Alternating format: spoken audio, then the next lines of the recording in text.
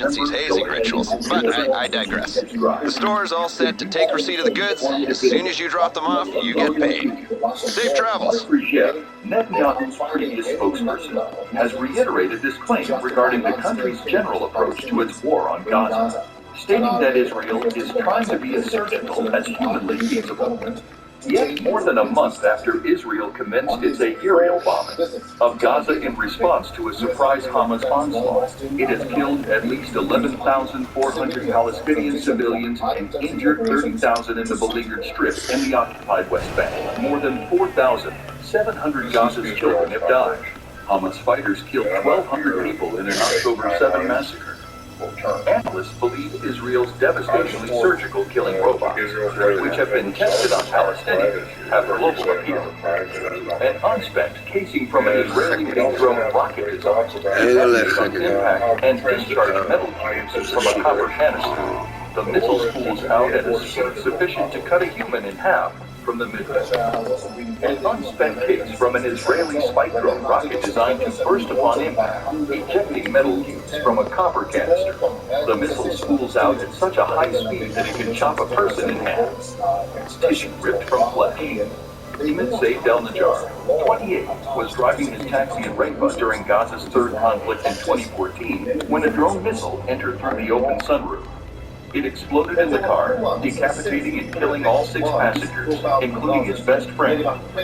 The car was targeted by an Israeli spike drone rocket, which can be modified to carry a fragmentation suit containing thousands of 3M tungsten cubes and is believed to affect an area of about 20 meters in diameter.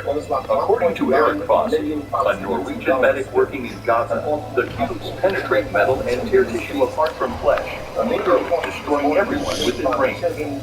Al-Najjar was retrieved from his automobile wreckage and sustained serious burns, the loss of his right eye, many shrapnel wounds, and the amputation of his right leg from the mid-thigh area due to the bomb. However, by 2014, drones carrying the sun rockets were already in considerable demand. The Heron Eoten drone, Israel's largest unmanned aerial vehicle, entered service in 2007.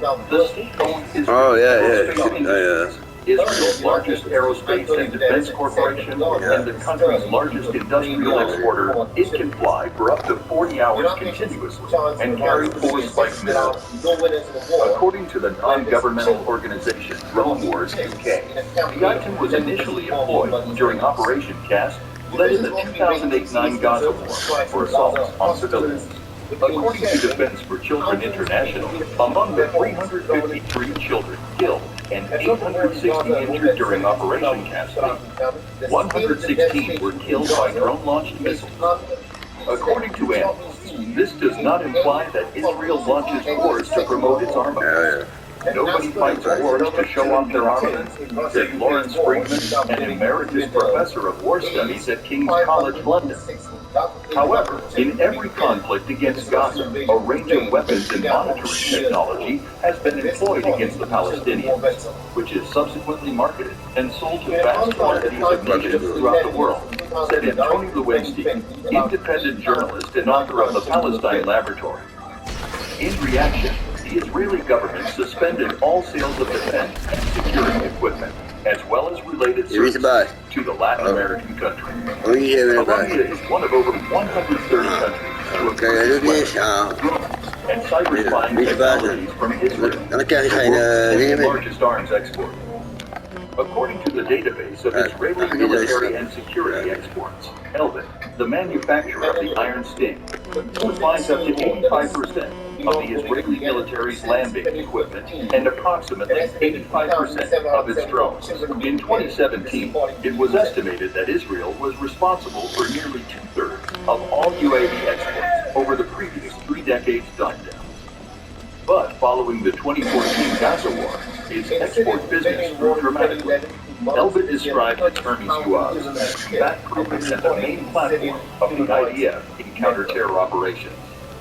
The Hermes 450 and Hermes 900 were both widely utilized in Israel's 2014 war, Operation Protective Edge, during which drone assaults were responsible for 37 fatalities. According to the Gaza Center for Human Rights, Elbit then earned contracts for the new Hermes 900 drone with more than 20 countries around the world, including the Philippines, which purchased 13, as well as India, Azerbaijan, Canada, Brazil, Chile, Colombia, Iceland, the European Union, Mexico, Switzerland, and Thailand. Lamborghini kopen, een mooie Ferrari rijden, wonen in een prachtige villa en dan hebben we van mooie horloges. Eerlijk gezegd, ik begon met mijn eigen online business, waren dat de dingen waar ik altijd van droomde, waar ik altijd naar uitkeek. Ik ben nu 24 jaar, ik heb al die dingen bereikt en ik kan je vertellen, dit is allemaal zo van bereikt. Sterker nog, ik ga je ook niet beloven dat we dat na het volgen van mij nog binnen een paar maanden gaan behalen. En nog belangrijker is die andere dingen laten lukken. Dingen die echt gelukkig maken, iedereen dat doen waar je vrolijk van wordt. Leven 100% in vrijheid op je eigen voorwaarden. En dat is wat iedereen ook jij kan bereiken. Mijn naam is Emma Kaat, ik ben 24 jaar en in 2017 heb ik de keuze gemaakt om te starten met mijn eigen online business. Ik startte mijn eerste webshop en in de eerste maand dat online was behaalde ik een omzet van €84. Dankzij deze online business heb ik de volledige vrijheid om te doen wat ik wil en help ik duizenden andere mensen met het businessmodel om ook dezelfde vrijheid te gaan ervaren. Ik denk in overvloed. Ik heb genoeg voor iedereen en het is mijn passie om zoveel mogelijk mensen te helpen om dit vrijheid te behalen. Daarom heb ik een gratis training in elkaar gezet. Ben ik in 3 simpele stappen te uitleggen hoe het businessmodel werkt, hoe jij ermee kan starten en hoe jij hier kan ervaren. Maak je niet druk, je hebt geen kenniservaring nodig, je hebt gewoon geen groot startkapitaal nodig. En ik ga je laten zien hoe je dit businessmodel kunt toepassen en kunt starten vanaf je eigen woonkamer, slaapkamer of waar je het wil. Het enige wat je moet doen is even klikken op de link onder deze video en dan zie je heel graag bij March 2023, Elbit Systems announced the 120th Hermes 900 order. A new Nizon, hard surveillance drone built by Rafael, a state-owned weapons contractor, along with IOI and Elbit, makes up Israel's big armaments industry, has apparently entered the ongoing conflict. Rafael's order backlog now amounts at $10.01 billion. Al Jazeera reached out to Elbit Systems, Rafael Advanced Defense Systems, and IOI for comment, but the companies did not answer by the time of publishing. Hard to track. Despite its military export accomplishments, the true scale of Israel's defense industry sales remains unknown. According to a 2019 Amnesty International assessment, the entire process by which Israel sells weaponry is cloaked in secrecy, with no documentation. One cannot tell when these arms were transferred, by which business, how many, and so on. Amnesty discovered that Israeli corporations exported weapons that reached their target after a series of transactions, thereby avoiding international oversight. Israel has not accepted the Arms Trade Treaty, which forbids the sale of weapons that could be used to commit genocide or crimes against humanity. As a result, its weapons exports have altered the course of history in a number of countries, many of which are governed by questionable regimes. According to declassified records, Israel provided weaponry to South Africa's apartheid government in 1975, and even agreed to sell nuclear warheads, a claim Israel disputes. Napalm and other weaponry were delivered to El Salvador during its counterinsurgency wars from 1980 to 1992, which killed over 75,000 civilians. Israeli-made ammunition, guns, and grenades were allegedly used in the 1994 Rwandan genocide, which killed at least 800,000 people. Israel contributed weaponry to the Serbian army that fought Bosnia from 1992 until 1995.